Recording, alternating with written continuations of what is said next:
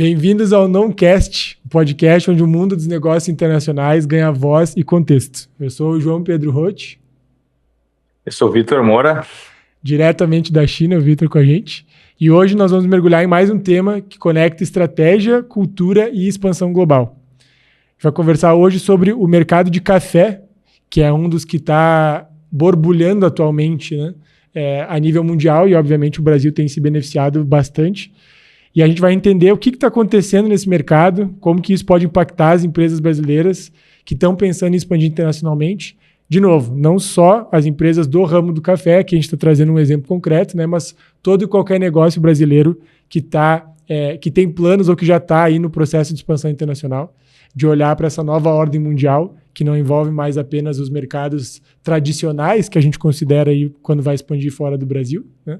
E lembrando que o Noncast é um oferecimento da Afiance Global Networking, que hoje traz uma solução completa de importação e desenvolvimento de fornecedores, financiamento internacional, com operação na China. Fica aí o convite para conhecer as operações da Afiance, quem estiver pela China, visitar lá em Xangai. Os nossos parceiros estratégicos que estão junto por acreditar em tudo isso que a gente está discutindo hoje aqui sobre essa nova ordem mundial, né, Vitor? Então, vamos conversar um pouco aí sobre o mercado do café, né? Como que isso tem impactado aí a nossa economia no Brasil, como que isso tem se comportado na China. E já começando com uma quebra de paradigmas, a gente estava conversando um pouquinho aqui antes da gravação, que só para situar todo mundo sobre a importância disso, né? Hoje a cidade que mais tem lojas de café no mundo não é Londres, não é Tóquio, não é Nova York, e sim Xangai, com mais de 8 mil cafeterias no número oficial. Certo? Então, conta aí um pouco para nós, Vitor, o que a gente pode entender sobre o mercado do café e que oportunidades temos, né? Eu acho que, na nossa missão aqui no Noncast de trazer oportunidades concretas com contexto, né, hoje mergulhando na questão do café, a gente tem, primeiramente, um mercado que é naturalmente grande, né? Ou seja, a China, de novo, com 1,4 bilhão de pessoas, o mercado consumidor que, em muitos aspectos, ainda está amadurecendo e que agora tem cada vez mais canais de consumo acessíveis à população, junto com uma cultura que sim gosta de consumir, né? A gente tem o que acontece hoje, um mercado que cresce, por exemplo, cresceu 150% na última década, ou seja, mais do que dobrou, tá? E tem uma previsão aí de taxas de crescimento de 10% ao ano até pelo menos 2030. E o principal que a gente está vendo no mercado de café, além de um mercado que está se abrindo, mas a gente está vendo uma mudança de hábito. Tá? Porque, assim, tradicionalmente, a China é uma cultura que se bebe chá, né? O chá, ele é uma parte integral de reuniões de negócio na China ou de encontros na casa de alguém. Na China, você vai visitar alguém na casa, ela vai te servir um chá, alguma coisa. Então, assim como a gente faz com o café no Brasil. Então, tradicionalmente, o chinês bebe chá. Mas hoje a gente está vivendo aqui, de novo, nessas mudanças que a gente tem conversado aqui na China, o café está tomando muita conta e ele está muito em função, por exemplo, especialmente o café instantâneo, pela praticidade, e o café especial, já trazendo a parte de o quê? De um consumidor que também já tem um certo nível de refinamento. Então, por que essas duas divisões são importantes? Porque o café instantâneo tem a questão da praticidade, a necessidade de energia, aquela questão da cafeína no dia a dia, de uma sociedade que é muito corrida e que, assim, né, especialmente nas cidades grandes, assim como São Paulo, Rio de Janeiro, enfim, as grandes cidades brasileiras, que é aquela correria do dia a dia. E, por outro lado, você tem o café especial, que é um pessoal um consumidor que toma café pela experiência, né? Ou seja, e aí já começa-se a conhecer, por exemplo, um café da Etiópia, o café da Colômbia, e agora cada vez mais também o café do Brasil. Vitor. Tá? Então, isso é importante entender para ver, assim, porque não só o hábito está sendo adquirido, mas a forma como o café vai ser inserido no dia a dia vai ter características chinesas também. Ou seja, não vai ser assim, o chinês ainda hoje, uma diferença interessante que a gente está vendo aqui, o chinês, em grande parte, não passa o café em casa. Então, assim, você ir para o supermercado e vender sacos de 250 gramas ou meio quilo de café em pó, pessoal, passar com o filtro em casa não é um hábito que o chinês tem, né? Então, esse mercado está crescendo, mas ele já traz aí algumas características locais, tá? Então, esse é o primeiro ponto que eu queria fechar aqui. Sim, e o exemplo que a gente está trazendo do café é para mostrar que enquanto estamos num momento, né, com as tarifas do governo americano impactando seriamente as exportações brasileiras para lá, e muita gente preocupada com razão, né? Esse exemplo do mercado do café, a gente consegue olhar como é um segmento que está conseguindo aproveitar uma série de oportunidades fora dos Estados Unidos, particularmente na China, né? E fazer esse convite para quem está nos escutando de pensar no seu segmento, no seu modelo de negócio, como que pode ir abrindo ou pensando nessas oportunidades, né? E por isso que a gente quis trazer esse tema do café, porque teoricamente seria um momento de muita preocupação e de freio, talvez, né, nas exportações brasileiras. E no caso do café, a gente está conseguindo ver alguns resultados bem interessantes aí, com esses números e visão do comportamento chinês que o Vitor está trazendo. Como nós já tratamos em outra sessão também, né, o mercado chinês interno vai continuar se desenvolvendo e demandando consumo, e a gente tem que, como empresas brasileiras, entender de que forma a gente consegue vender para esse público chinês. E isso que tu estava comentando, né, Vitor, é bem importante sobre a adaptação do produto, né? Entender o que o consumidor quer, porque não é necessariamente pegar o pacote ou a solução que já vende no Brasil e simplesmente trocar o idioma e mandar para lá. É entender como que funciona o comportamento do chinês, né? Acho que um número legal para todo mundo ter noção também Starbucks, que nesse momento está passando por uma reestruturação global bem complicada, na verdade, tem aí, pelos números, né, mais de 35 mil unidades mundo afora, mas a Luckin Coffee, que é uma rede fundada na China e que já está presente em diferentes países, já tem hoje mais de 25 mil unidades e trazendo essa proposta do café bem feito, do café, né, de uma boa qualidade.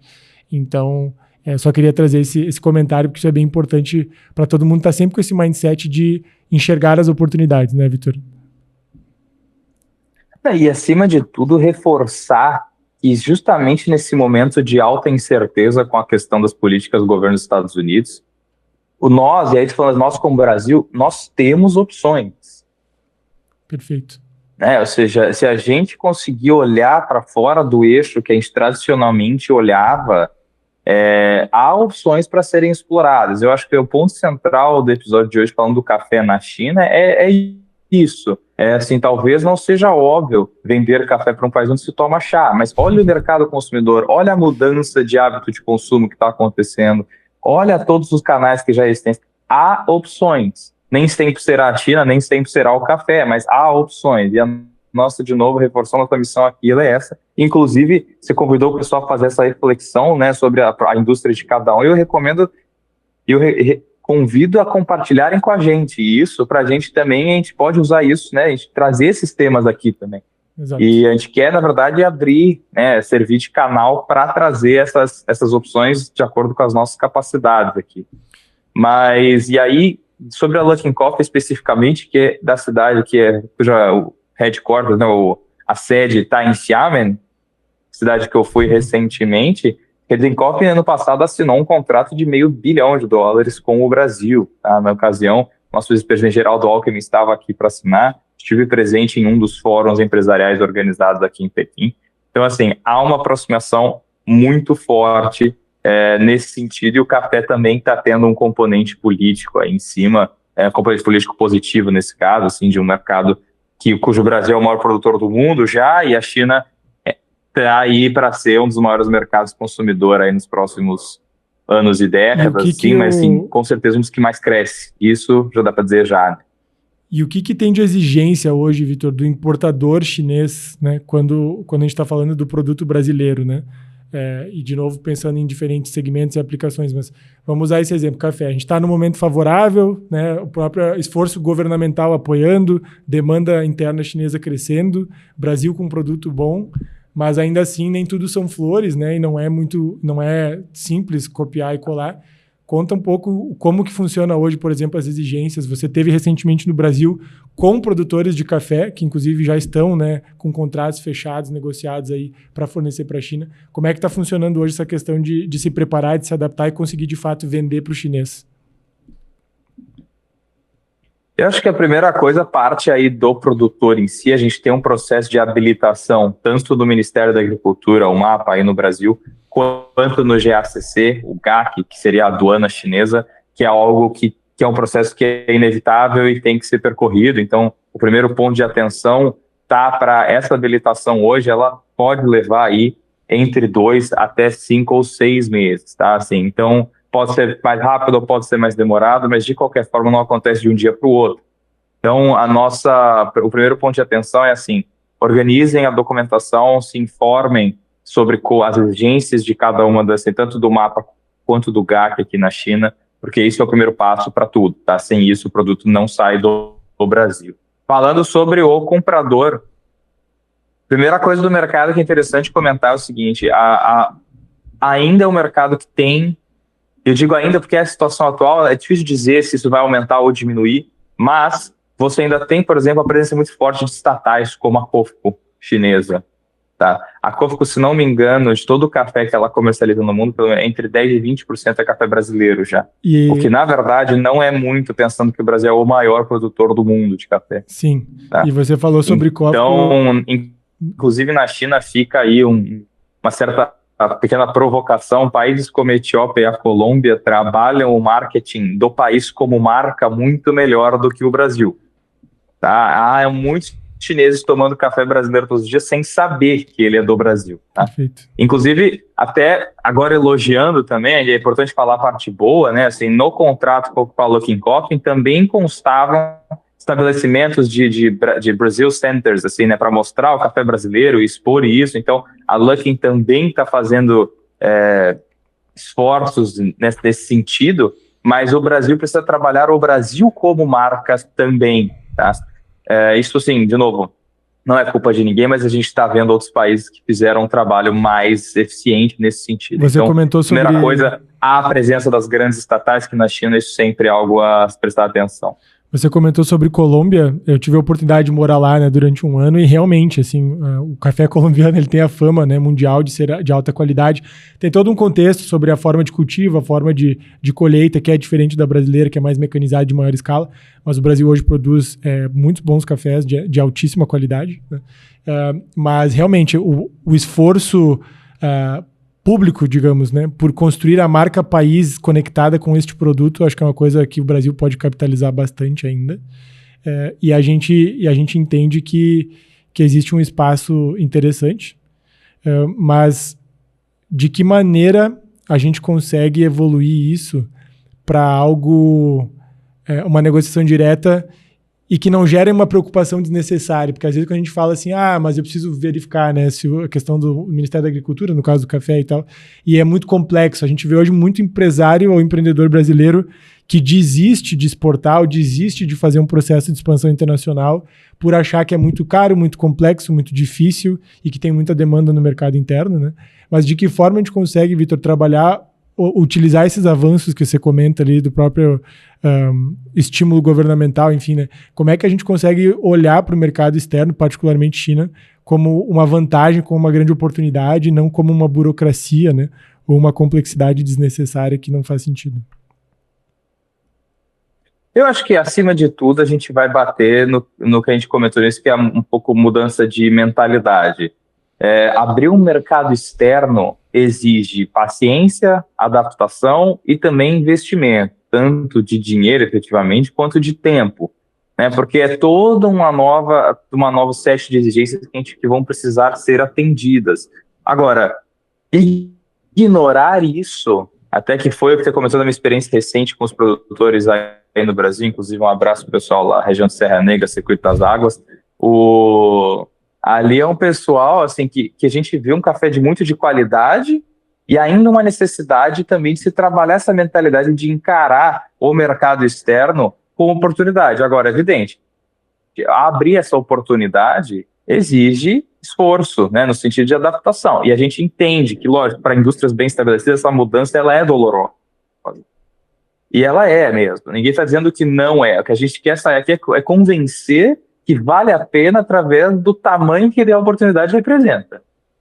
Né? Assim, o potencial ganha. A gente está olhando aqui para frente. Né? Assim, a gente sabe, assim, viver com esse café muito bom que a gente tem no Brasil, em grande parte no mercado doméstico, por exemplo, e ver países com a Colômbia ou a Etiópia, que eu já citei aqui, que com todo respeito são muito menores e teriam uma capacidade de trabalhar a marca como país muito inferior ao que o Brasil tem capacidade de fazer, e ver eles tendo muito mais sucesso nesse sentido, eu acho que para mim acaba sendo até uma injustiça com o café que a gente tem no Brasil, tanto em qualidade quanto em quantidade, né? Então, assim, os pontos a se prestar atenção realmente são algo que vai exigir adaptação. Então, a habilitação é uma delas, a questão das estatais é outra, que são negociações mais complexas, então não é o caminho de entrada que a gente recomenda, tá? Agora, assim, para mim, onde está a oportunidade é justamente no que tu mencionou nisso, que é a questão, por exemplo, Xangai ter o maior número de cafeterias. Essas cafeterias, em grande parte, trabalham muito mais a questão do café gourmetizado, né? Cafés especiais, trabalham uma experiência, elas investem no seu ambiente, o pessoal ir lá e sentar e conversar, por exemplo. Não é o café, necessariamente o café do dia a dia. Falar muito da Luckin Coffee, mas na China existem muitas outras redes. Tá? Você tem a Manner, você tem a Coty, você tem várias outras que também trabalham nessa questão do café barato do dia a dia. As redes de cafeterias vão exigir cafés melhores porque elas trabalham a experiência. E elas, muitas vezes, estabelecem organizações quase cooperativas regionais, e essas cooperativas fazem compras coletivas. Uhum. Tá, eu tive oportunidade, assim, de 2 semanas atrás, participar até e levar o nosso café lá para a feira de Yunnan, que eu quero entrar nesse assunto do que é Yunnan, né, na indústria do café na China, mas parte das pessoas que pararam no nosso stand lá com mim eram organizações compradoras de café, que representavam redes de cafeterias de diferentes cidades. Xangai estava lá, Hangzhou, principalmente os centros mais desenvolvidos têm isso mais forte. Né? Xangai, pelo tamanho, teve um número de cafeterias maior, mas esse mesmo fenômeno se acompanha em Guangzhou, em Shenzhen, em Hangzhou, em Nanjing e nas outras grandes cidades chinesas. E vamos falar sobre... Não, desculpa. Vamos falar sobre essa experiência que você teve agora na feira. Só 2 pontos que eu acho que é legal para, de novo, estimular o pessoal a estar sempre pensando, né? Você falou da COFCO, que é uma estatal chinesa que olha para essa parte de commodities, né? Eu pude recentemente estar no Mato Grosso, na região de Lucas do Rio Verde, e agradecer aí o pessoal da Soler e algumas outras empresas que nos receberam de braços abertos. E é impressionante ver as operações chinesas já dentro do agro brasileiro, no caso, por exemplo, a COFCO, né? Com todo um processo direto da fonte de cultivo e armazenagem de grãos, as operações do Porto de Santos, enfim. Então, acho que esse é um ponto da gente estar sempre entendendo, né, no nosso segmento, o que já tem aqui de presença, tanto de empresas chinesas como de outras multinacionais, para ver como que a gente pode se posicionar nesse novo contexto econômico mundial, nessa nova ordem mundial. E na linha de cafeterias que você falou, né, Vitor, às vezes tem gente que pode pensar, tá, mas o café gourmet, o café especial, ele vai ser uma coisa muito mais nichada, a oportunidade é menor. Isso é relativo, porque às vezes você pode estar apostando em mercados que sim, o volume absoluto seja menor, mas tem 2 pontos. 1, você consegue explorar uma margem muito maior, e 2, você consegue, mesmo no mercado nichado, o volume internacional ele é muito grande. Então, ainda assim, você consegue ter uma escala relevante. E uma empresa muito legal, que, para quem não conhece, recomendo acompanhar, que é brasileira, focada em cafés especiais e que tem feito um trabalho espetacular de posicionamento do café brasileiro, não na China, mas em dezenas de outros países, é a The Coffee, originária de Curitiba, né, que faz hoje um posicionamento que chega a ser engraçado. Tem muita gente que acha que a empresa não é brasileira, que eles são de origem japonesa, mas é porque eles conseguiram construir uma marca, um design, um posicionamento incríveis, né? Acabaram de abrir agora a Austrália como novo mercado, nessa linha que você está falando, que os chineses também já têm aproveitado internamente, que é pegar o produto brasileiro, fazer uma experiência boa, um produto de qualidade diferenciado, né? E está fazendo uma expansão internacional, um posicionamento muito bom. Um outro exemplo que não é de café, mas é de alimentação de alto valor agregado, é a Oakberry, que sim, já está na China, entre vários outros países, né? Uma marca de origem brasileira. Então, só queria comentar esse ponto das cafeterias e de mercados nichados, porque às vezes você consegue ter uma margem muito boa, uma escala muito interessante, sem querer abraçar o mundo, ou também batendo no estereótipo aqui, né, Vitor, de que só dá para vender commodity para a China, né? Apesar de o café ter parte disso comoditizado, mas tem muitas oportunidades muito boas, né? E aí vamos falar então nessa linha de oportunidades, como é que foi essa experiência? Conta pro pessoal um pouco, né, do que é o evento e como que foi a sua interação lá. Foi bem legal. Cara, foi uma coisa muito intensa. Eu queria só complementar o que tu falou agora, o seguinte, na minha experiência recente ali no norte de São Paulo, com o nosso parceiro, que é a Belágio Café, que é de lá da região, eu deu para ver claramente o tamanho da oportunidade, eu não vou dizer perdida, mas que está aberta a ser explorada com o nosso café. Né? Assim, a gente tinha... e como é diversa essa produção do café no Brasil. E hoje que eu estou falando de um microcosmo da produção nacional, que foi a região do Circuito das Águas, que é onde eu visitei. Né? Assim, a gente tem na mesma região ali produtores altamente focados em quantidade, por exemplo, e produtores altamente focados em café especial, em qualidade, todos fazendo um excelente trabalho. Agora, imagina se a gente consegue trabalhar essa marca e levar isso para fora, né? Tanto na qualidade quanto na escala que o Brasil tem. Eu acho que isso, vou ligar isso com a experiência em Yunnan. A gente foi expor o café nosso, da Belágio e do pessoal da região do Circuito das Águas, na Yunnan International Coffee Expo, então a exposição internacional de café de Yunnan. Tá? A gente estava com stand lá. E por que Yunnan, na cidade de Kunming, que é a capital, Yunnan é uma província, né, na cidade de Kunming, e onde fica e é uma cidade um pouco meio fora do eixo. Eu ia falar, vamos para a China, back to basics, né? Explica aí onde fica Yunnan, por que se desenvolveu fora dos eixos tradicionais da costa chinesa, né? Tá, vamos, assim, se a China fosse um retângulo, tá? Cuja ponta direita é a costa, e Yunnan estaria no canto inferior esquerdo, ou seja, do outro lado. Tá? Não sei se assim fica claro, mas assim, por exemplo, de Pequim em linha reta são 2.000 quilômetros para o sudoeste, tá? Então, assim, para dar uma noção da distância, e Pequim fica mais na parte norte da na China, mesma lógica do Brasil, Yunnan, né? Se você vai atravessar Porto Alegre, Recife, um voo de 4 horas e meia, 5 horas, né? A China também tem essa mesma magnitude, o que significa que são várias Chinas dentro de um mesmo lugar, assim como o Brasil, né? Exatamente. E a distância seria exatamente equivalente ao que você falou. Então, assim, você está do outro lado do país, numa realidade completamente diferente. Yunnan é a província que concentra o maior número de minorias étnicas da China, né? Que, assim, basicamente, a China tem 56 grupos étnicos, 90% da população é de um só, e os outros 10% se dividem em 55, uns com mais população, outros com menos, mas desses 55, 25 estão presentes na província de Yunnan. Tá? Então, é uma província com uma diversidade cultural, étnica absurda. Tá? É uma província que, historicamente, por conta da geografia, teve uma influência da cultura Han instável, que se concentrou muito na capital Kunming. Tá? Então, durante a unificação da China, tanto na primeira dinastia na Qin e depois na dinastia Han, essa influência da cultura Han se estabeleceu muito em Kunming e perto de um lago que tem essa província chamado Vientiane, que é onde se desenvolveu a civilização em Yunnan. Por que eu estou contando isso? Porque isso gerou um certo isolamento quase que cultural das outras etnias que moram em áreas montanhosas, enfim. E que até hoje preservam esses costumes, hoje muito mais integradas à sociedade chinesa como um todo, mas assim, isso gerou um certo isolamento, tá? Que acabou não acontecendo na capital, mas sim no restante da província. Então, a diversidade lá é absurda. Teve alguns problemas econômicos para a integração desses outros povos, assim, vamos dizer, na cultura, na economia geral, mas o café hoje está surgindo como algo que esses grupos étnicos estão utilizando tanto para a promoção da sua cultura quanto para a promoção econômica das vilas.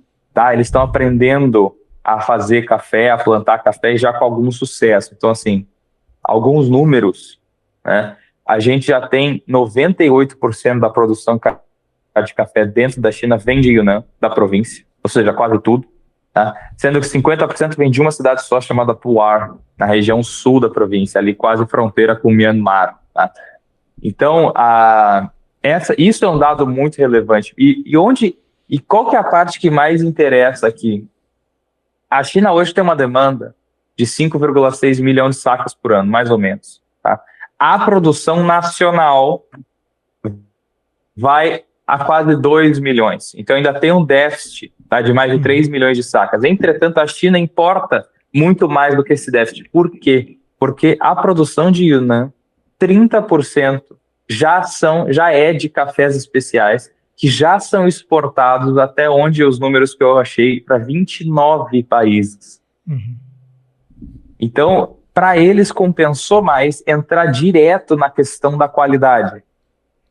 Assim como acho que a gente comentou no episódio passado, essa questão de, às vezes, compensa pensar na vinda dos chineses para o Brasil com um olhar de complementariedade, porque eles vão trazer uma competitividade maior. Olha a oportunidade aqui. Nesse caso, a competitividade está do lado brasileiro.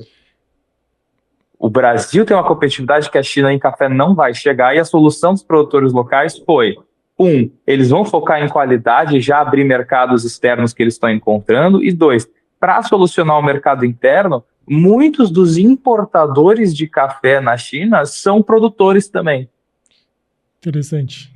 E por que eles fazem isso? Para manter a fatia de mercado, eles importam café de outros países, e normalmente eles importam de países nas redondezas, então Laos, Malásia, Vietnã, muito forte também, mas somente Laos, que é justamente na fronteira ali, eles jogam junto com a produção deles e vendem no mercado doméstico para manter a fatia de mercado, tá? Então e muitos desses, e aí esses que eu conversei, lógico, são agentes mais regionais daquela área, não pensaram ainda no café brasileiro, achando muito na questão que o custo logístico vai ser muito alto e etc. E você vai explicando, você fala assim, sim, é lógico que a logística de um país que faz fronteira com você e outro que é do lado do mundo, evidentemente que do país vizinho é mais simples. Mas o Brasil tem tantos níveis de escala que podem ser explorados, que a gente viu muitas oportunidades para serem exploradas nessas conversas em 3 dias de feira. E, de novo, a gente só arranhou a superfície do que é o mercado.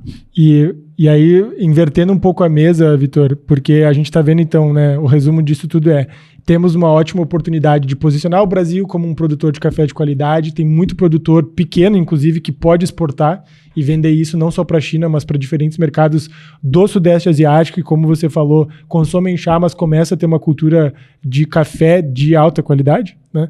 Mas invertendo a mesa, uma das coisas que a China aprendeu a fazer nesse processo de evoluir a sua indústria de café, naturalmente, como os chineses são muito bons nisso, é desenvolver o maquinário, né, e aprender a fazer as máquinas e a estrutura fabril necessária para colher e fabricar café, né? E aí eu queria entender um pouco a tua visão sobre o lado inverso, que é o caminho pelo qual muitos empresários brasileiros começam a sua expansão internacional, começam a sua internacionalização, que é importar equipamentos, certo? E hoje, como a China já tem esse avanço que você comentou do mercado de café, por exemplo, como é que você enxerga isso na linha inversa, da gente trazer maquinário de alta qualidade, que não precisa ser mais só maquinário europeu ou só maquinário americano, né? A gente vê hoje os chineses aprenderam a fazer equipamentos da mesma qualidade, muitas vezes com um preço e um custo muito mais interessante.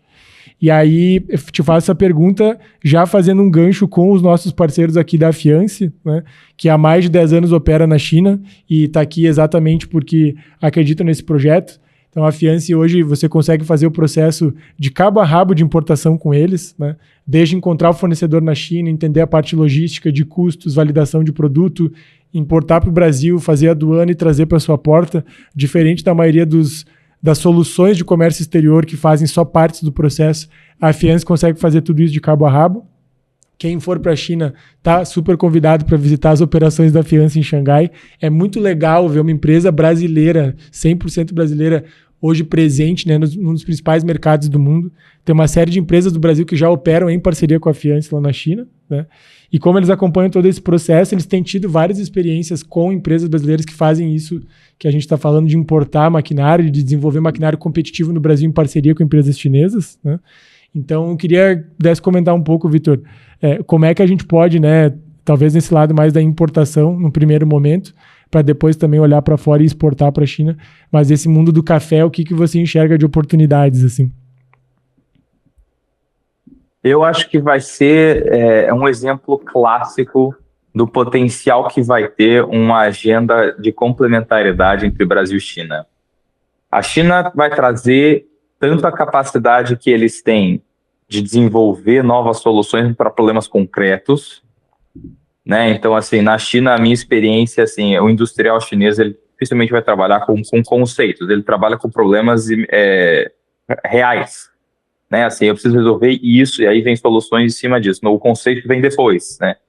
E eu acho que a China tem maquinários já prontos, muito em função da necessidade da produção local, que, de novo, ainda não é tão automatizada aqui dentro da China, embora a China tenha muitos maquinários para, por exemplo, agricultura familiar, etc., inclusive com case de muito sucesso estabelecido aí no Brasil, no Rio Grande do Norte. Tá? Acho que foi ano passado isso, uma empresa chinesa de agricultura de equipamentos de pequeno porte para agricultura abriu sem distribuição e depois um centro de desenvolvimento lá no Nordeste, Rio Grande do Norte, para ajudar a abrir o mercado ali, né, dos agricultores familiares locais com bastante êxito, tá? Então, onde está o potencial aí? Eu acho, cara, até porque o mercado do café é diverso, as necessidades de cada região produtora dentro do Brasil muda, né? O nosso pessoal do Circuito das Águas é diferente do pessoal do sul de Minas. O próprio sul de Minas já é quebrado em diferentes micro-regiões, com microclimas diferentes, etc. Então, eu acho que a primeira coisa vai ser, ok, a China tem a capacidade de desenvolver, não há dúvida, e desenvolver de forma eficiente e barata. Agora, como eu tenho que trazer isso para cá e adaptar, porque eu estou precisando daquela região. É repetitivo a gente falar de trazer e adaptar? Sim, é repetitivo, mas por que vale a repetição? Porque é aí que está a oportunidade. Né? Não pensar numa solução do 0 a 100% brasileira ou simplesmente importar o maquinário chinês. É, por exemplo, trazer esse parceiro chinês aqui para o Brasil e falar assim, cara, você tem essa máquina assim, aqui a nossa necessidade é essa, o que a gente pode fazer? A gente pode fazer isso junto, por exemplo, a gente pode dar oportunidades de negócio, por exemplo, para essas adaptações na máquina chinesa serem feitas no Brasil, possivelmente. Certo? Em parceria com os chineses. Há muita coisa, há para ser uma patente conjunta, enfim, aqui a gente está no brainstorming já, né? Mas essa necessidade de adaptação ela é muito forte, porque, de novo, nesse momento da nova ordem mundial, a pulverização das oportunidades ela é massiva. A gente tem que abrir o olho realmente para o detalhe. Né? Então, eu acho que a oportunidade está muito em trazer essa capacidade de desenvolvimento de soluções rápidas e eficientes que a China tem, ela é imbatível nisso, mas a brasileirar, né? Assim, o que, por exemplo, o pessoal do Circuito das Águas de Serra Negra em São Paulo precisa? Uhum. É ter essa resposta e trazer o chinês para resolver esse problema juntos. Eu acredito que tem muita oportunidade nesse sentido. Assim. Excelente. E, bom, aí girando de novo a mesa, né, pro lado das oportunidades lá para fora, a gente vê, eu gosto sempre de tocar no ponto de como enxergar as coisas, porque se a gente para pensar no café, por exemplo, de novo fazer o exercício para quem está ouvindo, pensar na sua realidade, seu segmento, né?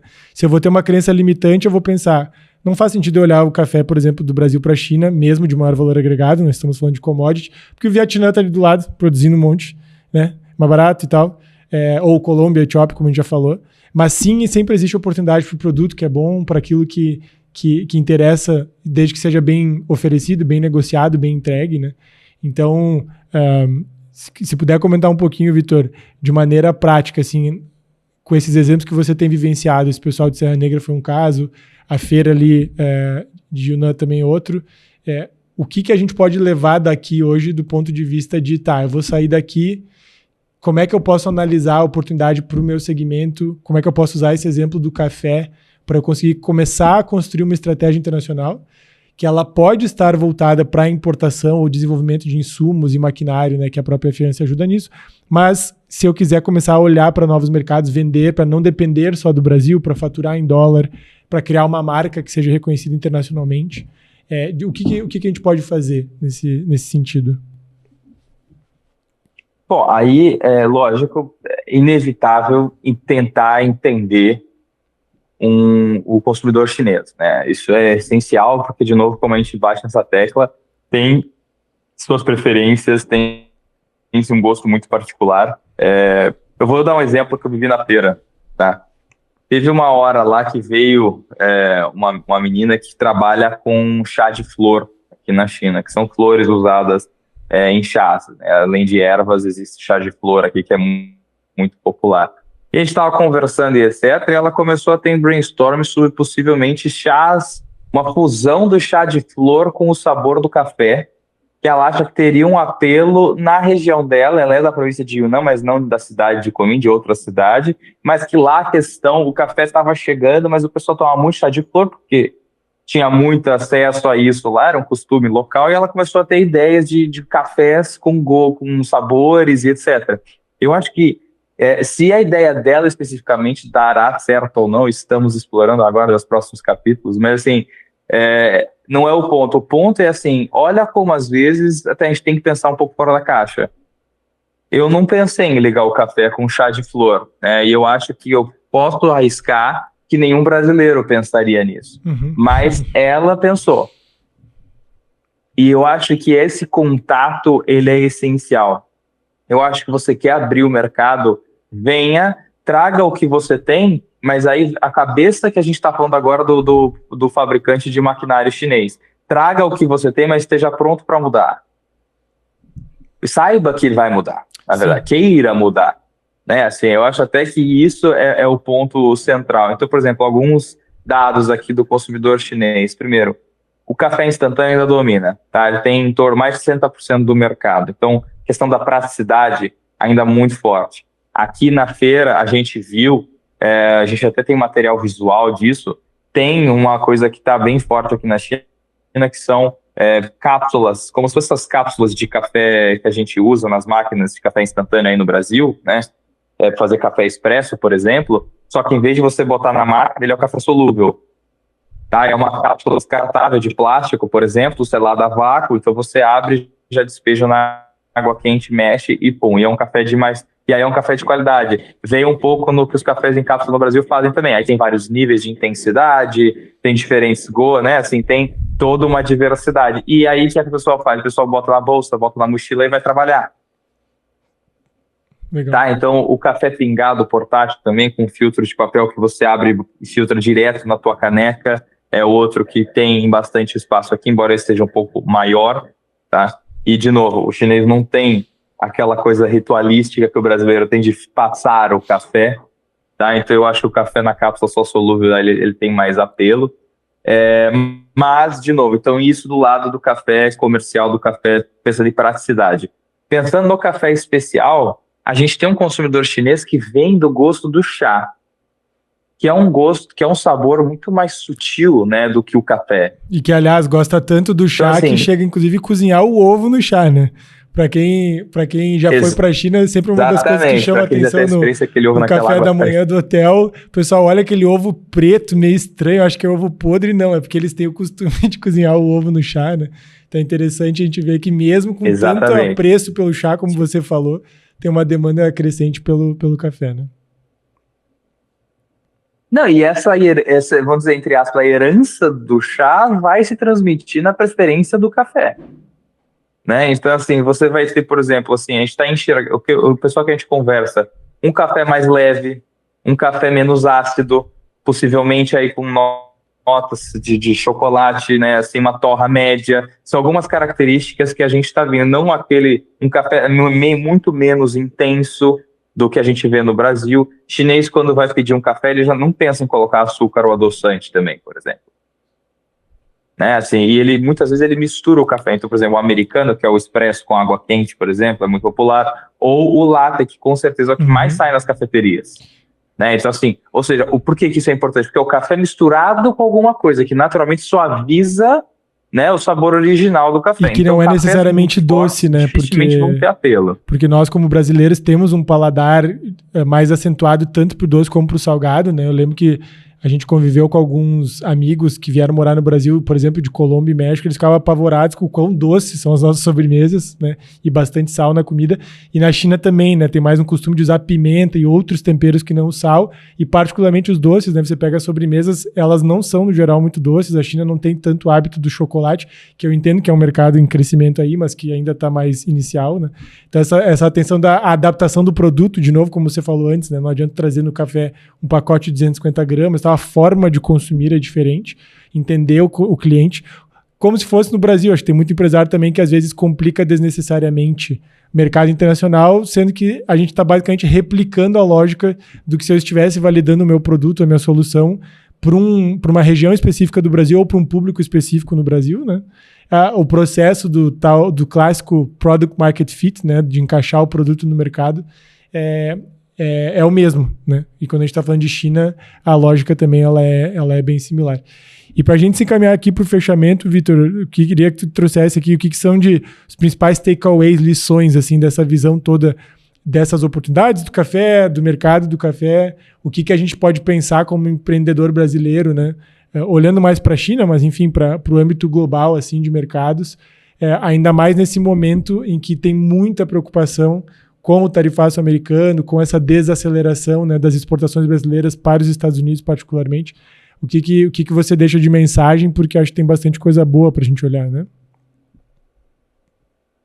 Com certeza. Eu acho assim, primeiramente, a provocação saudável aqui vai lembrando que o tarifaço vai doer, está doendo, porque não abrimos opções. Agora falando do Brasil como entidade, como todo, né? Assim, não é sem apontar dedos aqui, mas por que o tarifaço dói? Porque não abrimos outras opções. Quando ele veio, a gente fica agora nesse momento de incerteza e de confusão.